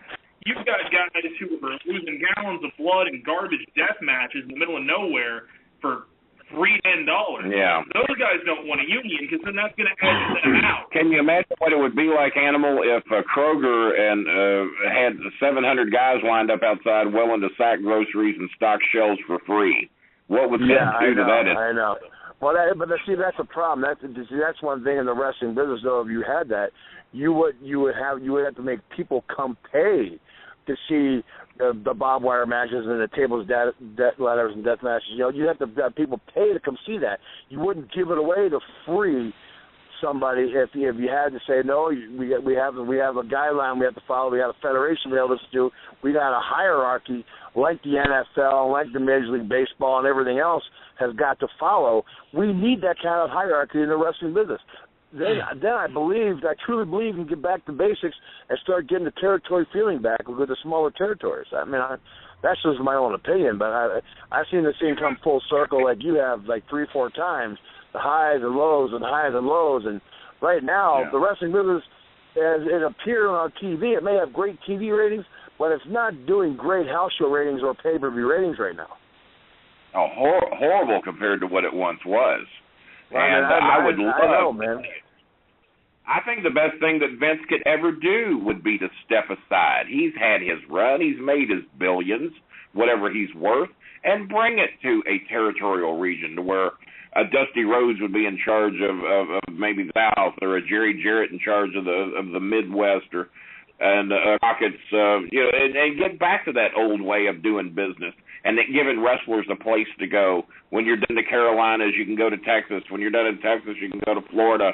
Then you can go to Oregon or San Francisco. That's over. I mean, you can't do that anymore. And plus, with the Internet, everybody knows everybody's business, and every wrestler I know that ever has a problem, well, not all of them, but most of them, go on Facebook and Twitter and bitch about it, and the whole world knows. Yeah, you're right. That's a kiss of death right there, Twitter and Facebook. Animal, I have a question before you guys cut off. Who did you think was the better other Road Warrior between Kensuke Sasaki and Heidenreich? Well, I mean, that's a tough one, man, because you guys got to understand, at the time when I herniated 2 discs and Hawk was not in a very good, let's just say, not in a good frame of mind, other things were in his head when Hawk left to go to Japan. Kensuke was a young boy when Hawk and I used to go there together. We taught Kensuke how to lift weights and taught him how to train and everything else. So we had a lot of respect for Kensuke anyway. Heidenreich was given a gift. After Hawk's passing, I told myself I'm never. And the fans knew you can't replace a Hawk. There's no way. No. Hawk and I were like breathing air, together. I mean, we knew what each other was thinking. We knew what each other. I mean, we've known each other for 40 years of our life. We knew what was going on in and out of the ring, and and when they put me with Heidenreich, I said, you know what? I'll be a businessman, and I'll help get this kid over and do that. But with Heidenreich's deal, Kensuke appreciated it. Heidenreich didn't appreciate it. That's basically the bottom line. I managed Heidenreich here. I managed Heidenreich here, and that boy had a temper on him. He's one of the tougher ones we had to control and to teach him the business. His temper just got the best of him so many times. Was it like that when he got to you guys? Well, yeah. I mean, other things, man, granted, it was right after the Hurricane Katrina and all that, and you had a lot of families from Louisiana and stuff like that, and I understand that. All that messing. Yeah, the emotional problems he was going through, I get that. But when you're given the freaking golden goose of tag teams at the time, and you still are going to be made one half of the Legion of Doom, and I mean, well, we had the belts one day, and because Heidenreich was screwed up, Vince looked at me and says, Joe, drop the belts. And we went to the ring against the Mexicans, where we were supposed to go over in 2 seconds. He says, nope, go out there and drop the belts. And so I looked at Heidenreich and said, well, it's your fault, you're dropping them. And, and that's just the way it was, man. He was a loose cannon. I mean, when you got him alone in the car, he was the greatest guy. I mean, he was easy to travel with. He was fun. But he had a loose cannon, man, and he screwed up, and he kept screwing up and screwed up. My brother called me one day and says, Joe, what's going on with this, man? I don't know. And Heidenreich says, man, since I got these shoulder pads, it's been the kiss of death. And I said, well, you said, you're the first one that's ever said that to me. I said, because, anybody could have got these shoulder pads to wear them, man, would have been loved to have that opportunity. I had guys like Bob Holly that would have loved to have an opportunity to be one of the members of the Legion of Doom at the time. And I mean, hey, listen, I'm not tooting my own horn, but at the time of the wrestling business, we still are over as hell. You know what I mean? Till this day, we could still have been wrestling as a tag team, and he just blew it. Yeah. Animal, well, I heard something about blowing your Rod Piper once said, I don't mean to blow my own horn, but who better knows tunes? So you blow your horn all you want, Animal. No, man. Hey, my philosophy has always been, you're only as good as the guy you're in the ring with.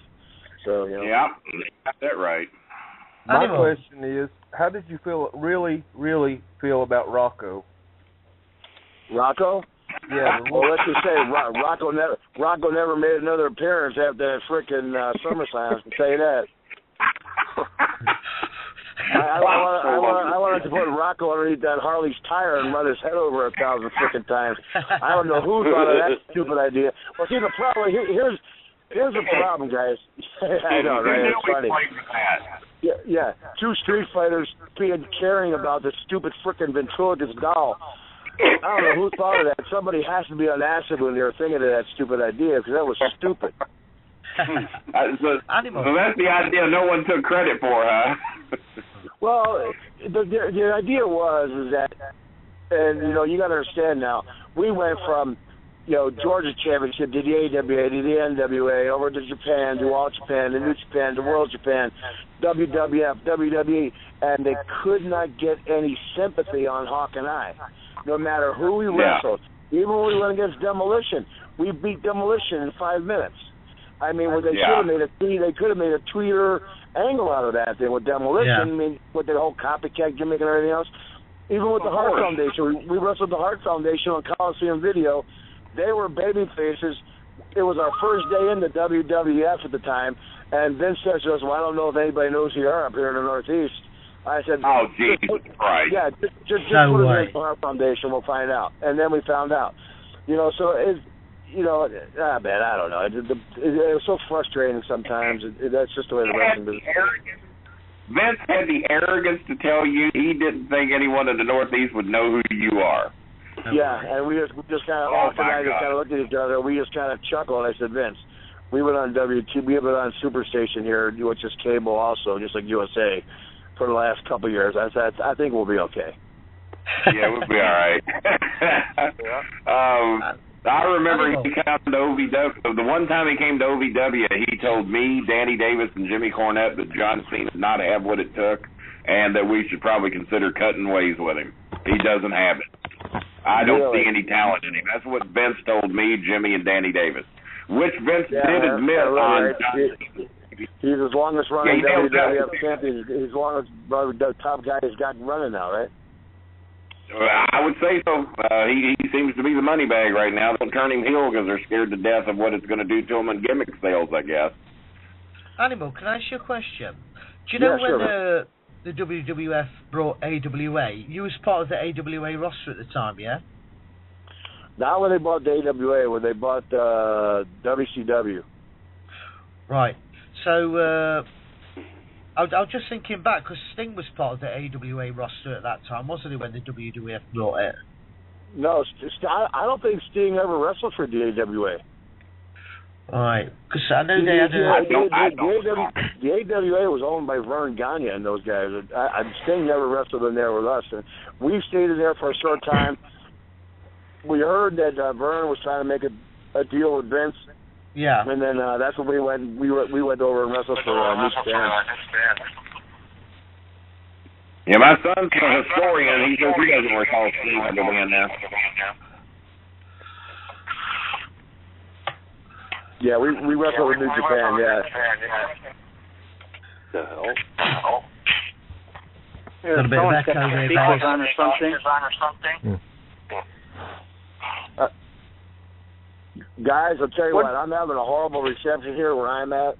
I'm gonna have to cut out of here pretty soon. That's cool. We've got about 6 minutes left of the show. Can I have one more question for you, please? Yeah, sure. When you're coming in your career, was there someone who you looked up to when you were right before you got into wrestling, or when you were a kid, and then when you finally met them, you were disappointed? Has that ever happened to either both of you? I don't know if it was guys I looked up to, but I mean guys that you knew in the wrestling business, like for instance, what guys would be a good example? I don't know if you guys know Johnny Walker, Mr. Wrestling #2. Yep. Hawk and I were two young kids in the wrestling business, not knowing anybody, but we knew that Johnny Walker, like Mr. Wrestling and Mr. Wrestling 2, were really popular mask guys, especially in down south. And Johnny would take liberties with it, man. I mean, he'd knee me in the teeth one time with his high knee. He gave it to me one time, and I hate to say it, I never watched Johnny wrestle before, so I didn't know that the high knee was his finish. Probably stupidity on my part.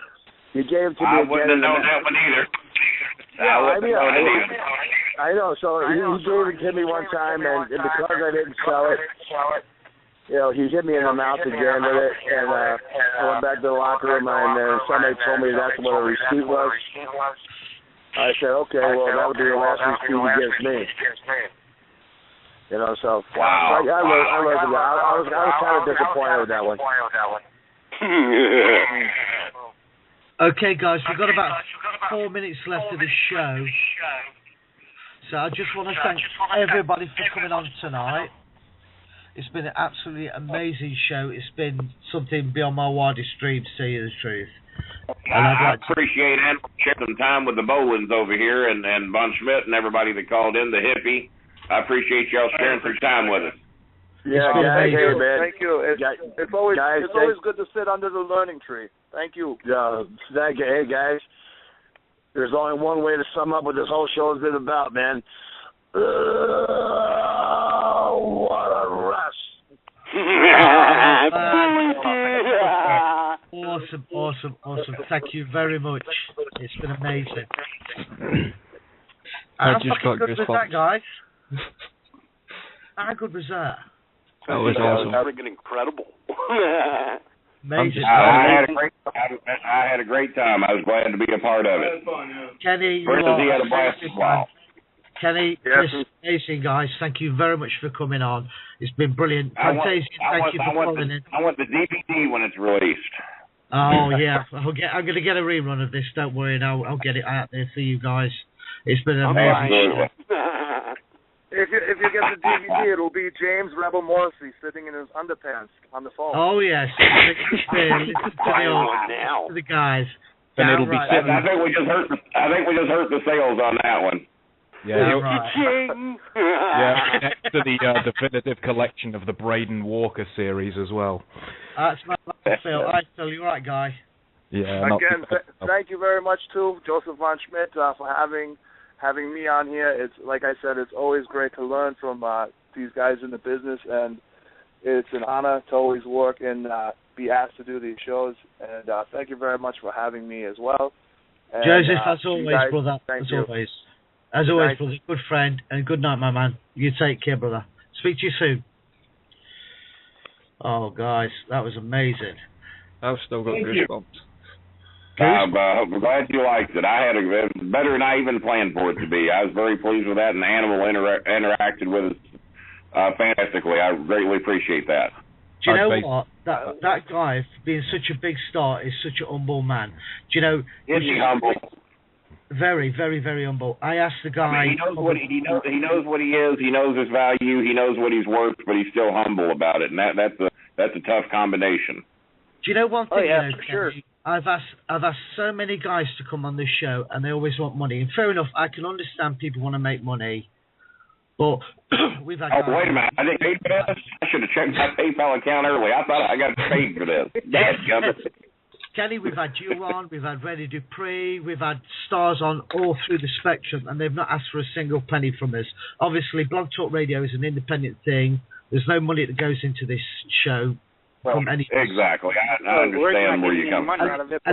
Exactly. And it's the hardcore wrestling fans. This is what it's all about. It's the hardcore wrestling fans that love to hear from you guys. It's still real to me, damn it. Don't worry. Let me know the feedback. Hopefully the fans really got a cut of this tonight. I know I, for one, did. I certainly enjoyed doing the show.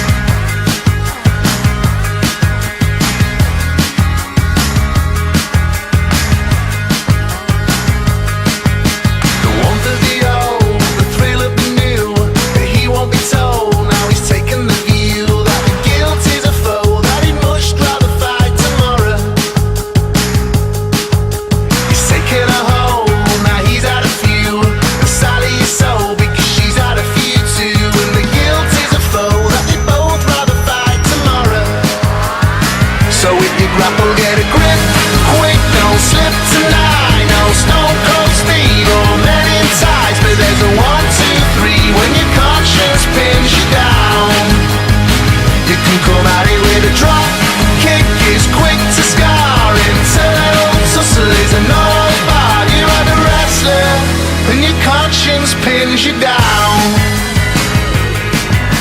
preventing the pangs, dissuading the doubts, removing the chance of ever being found out. Time goes take two, so they tag team till tomorrow.